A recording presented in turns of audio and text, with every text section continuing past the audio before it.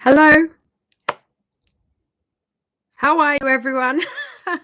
I'm Susie Taff, and this is the Susie Unshaped sessions, which is just raw chats about life and about unshaping all the emotional belief systems that we've had subconsciously placed on us over the years. So it started about with I created a comfy pair of underwear after my marriage dissolved unexpectedly, and I was left in financial ruin.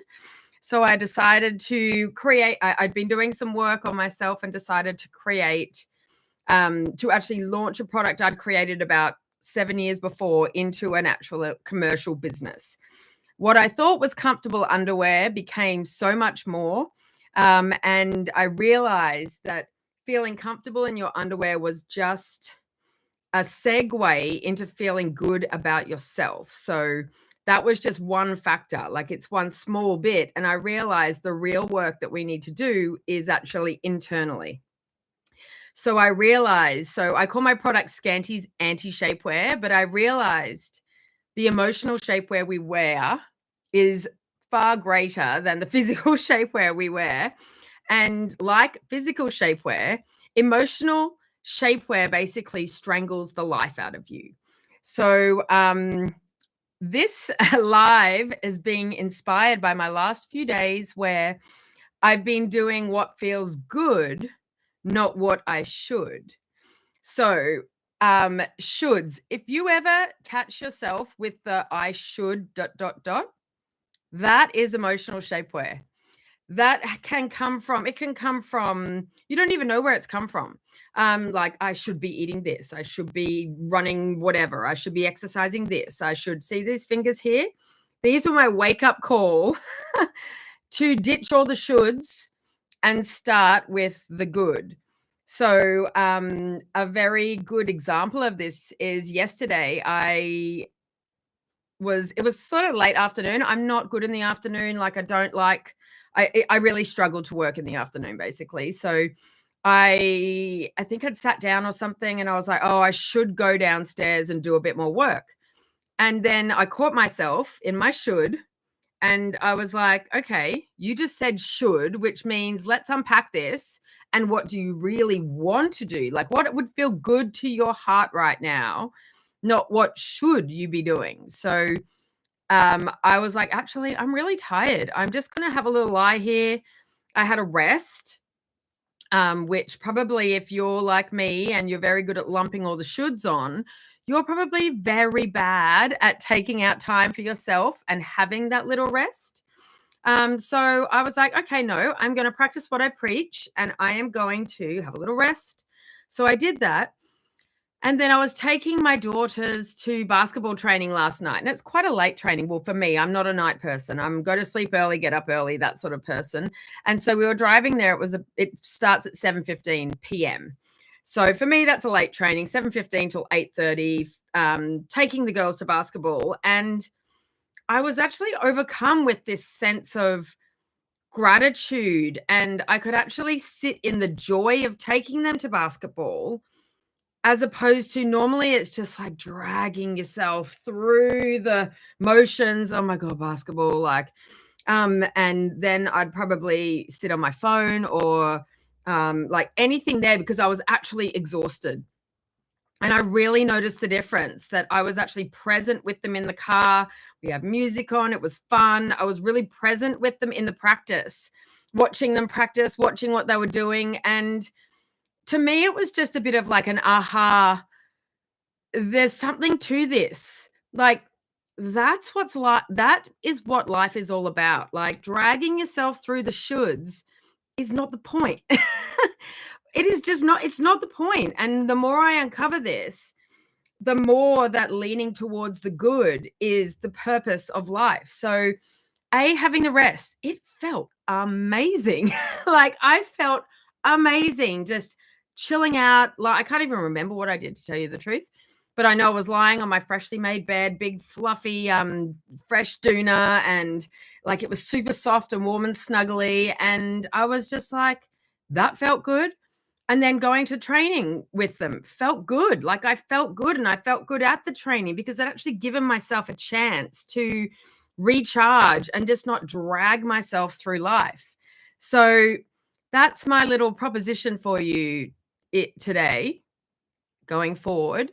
Lean into what feels good, not what you should. So when instantly the second that a should comes up, I want you to just, as I say, take a few deep breaths, breathe it in, and then sit in it. And where is the should coming from? Is it real? Like, obviously, I have to take them to basketball training because I made a commitment at the beginning of the season that I will support them in basketball. So that I created that commitment at the beginning of the season. So we do have all these 3D commitments that we have to like comply with, but what can we do around it to sort of fill our cup up at the same time? So I suppose that's a good analogy, isn't it? That if you're constantly doing the shoulds, the cup runneth empty. I can't even speak. Runneth empty. So we all know everyone bangs on about it. You can't give from an empty cup. So I believe if you lean more to the good, what feels good, and less of the what you should, I think that the cup gets full and then it allows you to be present and actually feel the joy as opposed to just living life on autopilot. I interestingly was talking with a beautiful lady in Vancouver who does somatic healing, and we sort of uncovered we were working a bit on this when you click into autopilot, and it feels a bit like flicking between 3D and 5D, and we were like, okay, so is there some triggers or something that can keep us present when we flip into that autopilot? E.g., for me, it would be like unpacking lunch boxes, doing the dishwasher, again, folding laundry. And so I was like, okay, that's a good point. How can we marry the two together? And I was like, okay, well, what about music? I know if I put on music, I know I'd be dancing around and singing while I did it. So I'm not sure what it is for you. It might be no music. You might want it very quiet and calm, or maybe some Zen music, some Enya. But for me, like the boppy singing songs, that sort of grounds me a bit more into the fun and joy because the dishwasher still needs to be done. So, but again, it shouldn't be a should. So you need to do it when it feels good to. But I think having the music there for me makes it feel good, and it reminds me to stay in my good feelings. So I don't know, you're probably going, what is she talking about? Rambling a little bit here, but so next time you catch yourself saying should, take a step back and just actually unpack it a little bit. Where's it coming from? Why should I be doing that? Like, where does that belief system come from? What do I actually feel like in my heart right now? What does my heart feel like doing?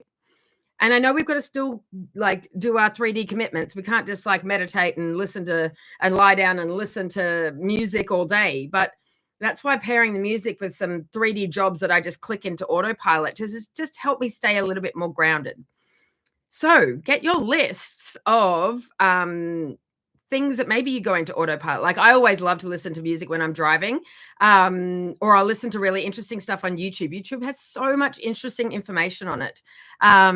Whatever you're interested in. At the moment, I'm listening to Stefan Burns, who is I think he's a geophysicist, and he's also like a space weather investigator. And so at the moment he's talking about all the astrology lineup and all the earthquakes that happen and and then the tsunamis, and shows you all the grids of the volcanic fault lines, and it's very fascinating. Anyway, I'm again rambling, but find your stuff that actually brings you joy and then slide it into the 3D stuff so that you can actually have more fun when you're in the autopilot.